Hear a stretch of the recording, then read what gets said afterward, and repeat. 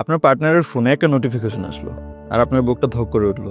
মনে হলো যে কে মেসেজ করলো, কেন মেসেজ করলো, কার সাথে কথা বলছে, অথবা আপনার পার্টনার কোথাও গিয়েছে, সেখান থেকে বাসায় ফিরে আসার আগ পর্যন্ত আপনি কনস্ট্যান্ট একটা চিন্তার মধ্যে আছেন যে কার সাথে যাচ্ছে, কোথায় আছে, কার সাথে কথা বলতেছে। আপনার নিজের মধ্যে কি এরকম কোনো চিন্তা ভাবনা আসে? যদি আসে, চিন্তা করার কিছু নেই। আজকে আমরা কথা বলবো জেলাসি নিয়ে, নর্মাল জেলাসি এবং টক্সিক জেলাসি। দেখুন, জেলাসি খুবই স্বাভাবিক, নর্মাল একটা ইমোশন। আমাদের প্রায় সবার জীবনেই জেলাসির এক্সপিরিয়েন্স আছে। আমরা সবাই জানি জেলাসি কি, জেলাসি কিরকম ফিল করায় আমাদেরকে। সাধারণত জেলাসিটা আসে আমাদের কাছে যেই জিনিসটা বা যেই সম্পর্কটা ভ্যালুয়েবল, ওইটাকে হারিয়ে ফেলার ভয় থেকে। তখন আমরা কি করি?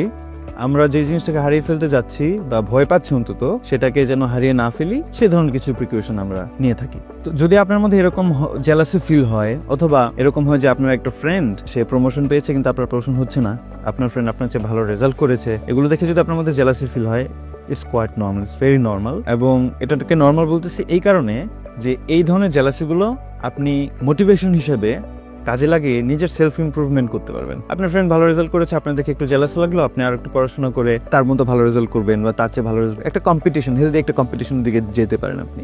অথবা আপনার পার্টনারকে নিয়ে যদি আপনার জেলাসি ফিল হয়, তখন আপনি হয়তো আপনার পার্টনারের সাথে সম্পর্কটাকে কিভাবে আরেকটু নার্চার করে আরেকটু ভালো সম্পর্ক তৈরি করতে পারেন, আপনি সেই দিকে ফোকাস করে এই জেলাসিটাকে আপনি মোটিভেশন হিসেবে কাজে লাগাতে পারেন।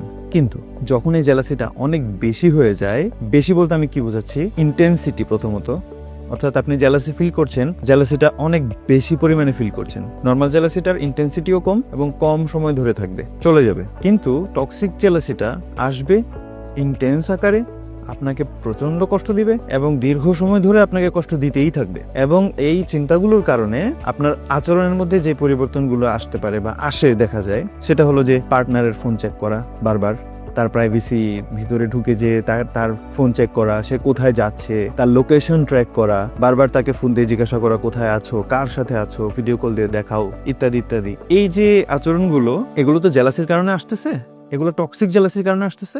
ফলে হচ্ছে কি, রিলেশনশিপের মধ্যে যে ট্রাস্ট, যেটা একটা রিলেশনশিপের জন্য খুবই গুরুত্বপূর্ণ একটা উপাদান, ট্রাস্টটাকে কিন্তু ব্রেক করে দিচ্ছে। এবং আপনি নিজে থাকছেন অ্যাংজাইটির মধ্যে, আপনার পার্টনারকে আপনি রাখছেন অ্যাংজাইটির মধ্যে, এমনকি এইটা থেকে যে আলটিমেটলি ডিপ্রেশনে যে পৌঁছাতে পারেন। তো যদি আপনার মধ্যে জেলাসিটা থেকে থাকে, আপনি যদি ফিল করেন যে আপনার মধ্যে টক্সিক জেলাসির যে আচরণগুলো বা অনুভূতিগুলো আছে, এগুলো যদি আপনি ফিল করেন যে আপনার মধ্যে আছে, তাহলে আপনি কিভাবে নিজেকে হেল্প করতে পারেন সে ব্যাপারে আমি আপনাদেরকে, যেহেতু শর্ট ভিডিও, আমি খুব ছোট করে কয়েকটা টিপস আপনাদেরকে শেয়ার করি। সিবিটি বা কগনিটিভ বিহেভিয়ার থেরাপি থেকে এই টিপসগুলো আলোচনা করছি। প্রথমটা হলো অ্যাকনলেজমেন্ট, অর্থাৎ আপনার যে ফিলিংসটা, আপনার যে ইমোশনটা, এটাকে আপনি অ্যাকনলেজ করেন, স্বীকার করেন। কারো কাছে যে বলতে হবে না, আপনি নিজের কাছে নিজে বলেন যে হ্যাঁ, আমি এই মুহূর্তে ফিল করছি এরকম এরকম, বা আমি জেলাস ফিল করছি, আই নো ইট, আমি জানি। এটা হলো 1 number, acknowledgement.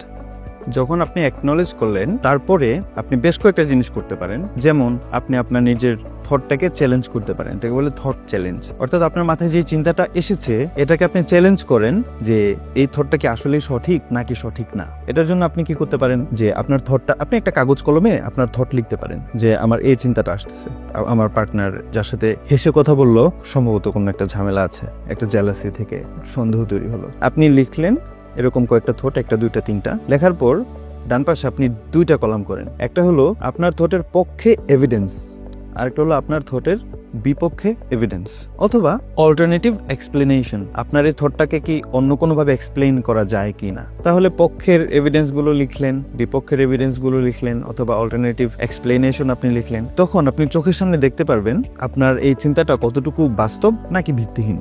So this can help you. আপনার এই নেগেটিভ থট অথবা আপনার জেলাসি থেকে ইনডিউসড হয়ে যে আচরণগুলো তৈরি হচ্ছে, আপনি যখন কাগজে এই সমস্ত তথ্যগুলো লিখবেন, তখন আপনি নিজেই বিচার করতে পারবেন যে আপনার যে থট, যেটাকে আমি নেগেটিভ থট বলছি, এটা কি আসলেই বাস্তব নাকি ভিত্তিহীন। তারপর আপনি যেটা করতে পারেন সেটা হলো থট স্টপিং এবং রিফ্রেমিং।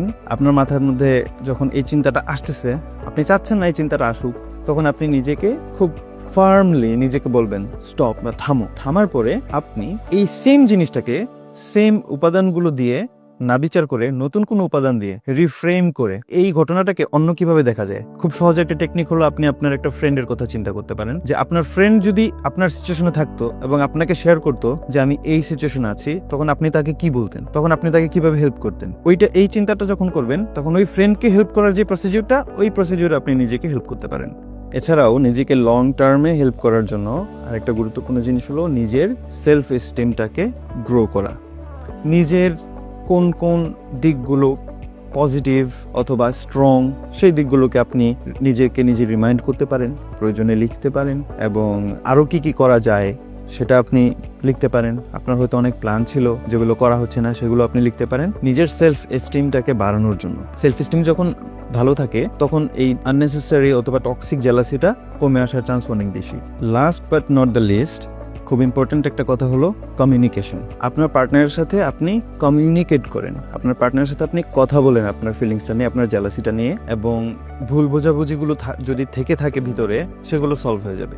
আর যদি এরকম হয় যে আপনি নিজে জেলাস না কিন্তু আপনার পার্টনার জেলাস, তাহলে আপনাকে বলবো আপনার পার্টনারের হয়তো হেল্প প্রয়োজন। আপনি আপনার পার্টনারের উপর খুব রাগ না দেখিয়ে, তার সাথে খারাপ আচরণ না করে, রাদার তার জন্য এই জিনিসটাকে সহজ করে দেন যেন সে আপনার সাথে কমিউনিকেট করতে পারে। হ্যাঁ, সবসময় এইভাবে আপনি টেকনিক্স ইউজ করে নিজে সব সলভ করতে পারবেন এটা নাও হতে পারে। একটা মানুষের জীবন অনেক কমপ্লিকেটেড, মানুষের ইনসিকিউরিটি অনেক কমপ্লিকেটেড জায়গা থেকে আসে, তার পাস্ট এক্সপেরিয়েন্স, ট্রমা ইত্যাদি অনেক জায়গা থেকে আসে। তখন আপনারা হয়তো প্রফেশনাল হেল্প নিতে পারেন। আমাদের আইডিয়ার আপনারা আসতে পারেন, নিচে বাটনে ক্লিক করে আপনারা সেশন বুক করতে পারেন। উই হ্যাভ ট্রেন্ড সাইকোলজিস্টস, এবং আপনার মেন্টাল হেলথ সাপোর্টের জন্য ওয়ান স্টপ সলিউশন এখানে আছে। তো সবশেষে এটা বলবো যে জেলাসি আমাদের এনিমি না। জেলাসি একটা স্বাভাবিক ইমোশন, এটা আমাদেরকে বুঝিয়ে দেয় যে কোন জিনিসটা সবচেয়ে বেশি ইম্পর্টেন্ট। আমরা নিয়মিত মানসিক স্বাস্থ্য নিয়ে কথা বলছি। যদি এই ধরনের ভিডিও আপনার ভালো লেগে থাকে, লাইক করে শেয়ার করে আপনার ফ্রেন্ডদের সাথে শেয়ার করতে পারেন, এবং সবার শারীরিক এবং মানসিক সুস্বাস্থ্যতা কামনা করছি। ভালো থাকবেন।